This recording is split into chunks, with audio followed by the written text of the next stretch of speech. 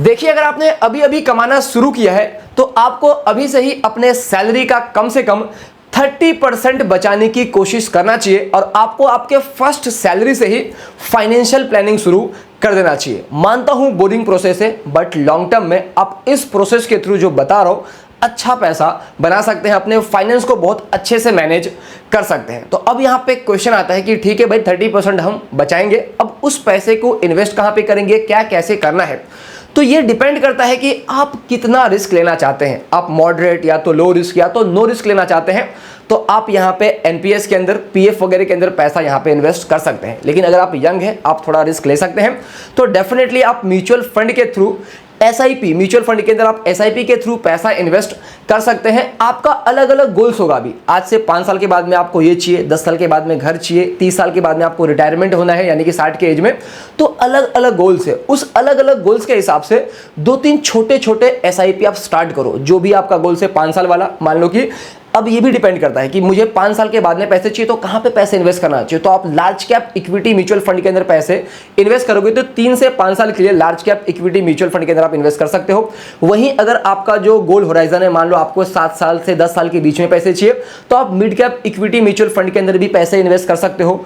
वहीं पे अगर आपको 10 साल के बाद में पैसे चाहिए, रिटायरमेंट के टाइम पे पैसे चाहिए, तो उस केसेस में आप small cap, flexi cap, multi cap, इस तरीके से अलग अलग म्यूचुअल फंड होते हैं। अगर आपको कुछ भी नहीं समझ में आ रहा है, अगर आप पहली बार इन्वेस्टमेंट करना चाहते हैं, तो मैं बेसिकली इससे सजेस्ट नहीं कर रहा हूं, लेकिन एक सजेस्ट कर देता हूं, आप निप्पॉन इंडिया ईटीएफ निफ्टी 20 के अंदर छोटे छोटे अमाउंट से इन्वेस्टमेंट स्टार्ट यहां पे कर सकते हो। अगर आपको प्रॉपर म्यूचुअल फंड के बारे में जानना है तो आप नीचे कमेंट करना, मैं 5 ऐसे अच्छे म्यूचुअल फंड पे भी रिव्यू यहां पे आपको दे सकता हूं। तो इस तरीके से अपने गोल्स के हिसाब से 3 से 5 साल के लिए लार्ज कैप मैंने बताया, 7 से 10 साल के लिए मिड कैप बताया, 10 साल से ऊपर समय के लिए आप स्मॉल कैप में, इस तरीके से आप एसआईपी यहां पे एसआईपी के अंदर पैसे इन्वेस्ट कर सकते हो। उसके अलावा कुछ पैसा आपको डेफिनेटली गोल्ड के अंदर भी इन्वेस्ट करना चाहिए अपने पोर्टफोलियो को डाइवर्सिफाइड करने के लिए। और गोल्ड के अंदर जो सबसे बेस्ट इन्वेस्टमेंट है वो होता है गवर्नमेंट का सोवरेन गोल्ड बॉन्ड स्कीम।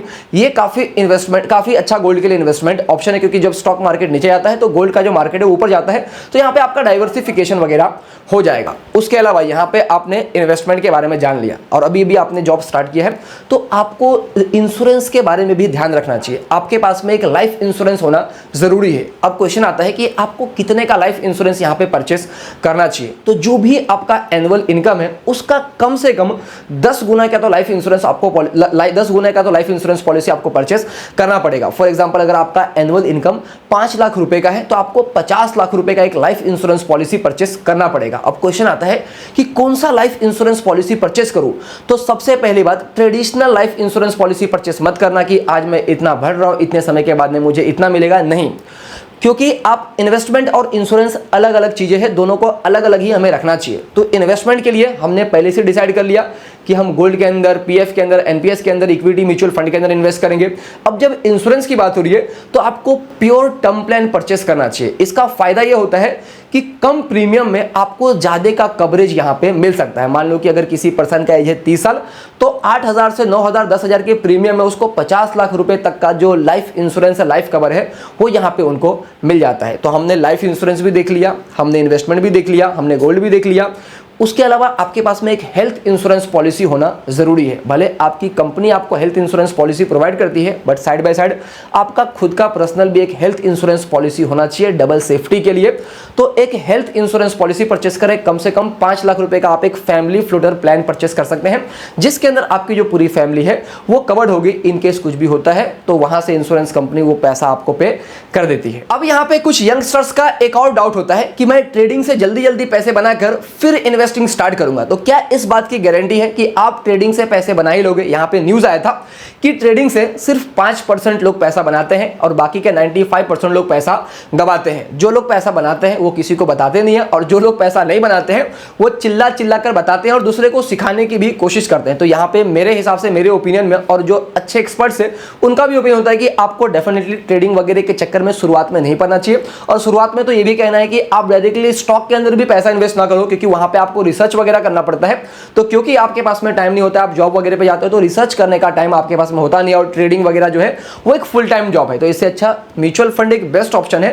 उसमें सिंपली हमें करना क्या है, जो भी हमारा इंडिया का इन्फ्लेशन है उससे हमें डबल डिजिट का जो रिटर्न है वो अर्न करना है। 6% का इन्फ्लेशन है तो हमें कोशिश करना चाहिए कि भाई अगर हमें 12% का साल का रिटर्न मिल गया तो हमारा काम हो जाएगा। और म्यूचुअल फंड के अंदर लॉन्ग टर्म में आप 12 से 13% का रिटर्न काफी आसानी से बना लेते हो। जो प्रोफेशनल फंड मैनेजर है वो आपके पैसे को मैनेज करते हैं। तो यहाँ पे ट्रेडिंग वगैरह के चक्कर में आप नहीं पड़े, बहुत ही बोरिंग प्रोसेस को फॉलो करें। आप हर महीने एसआईपी के जरिए पैसा इन्वेस्टमेंट करना स्टार्ट करें।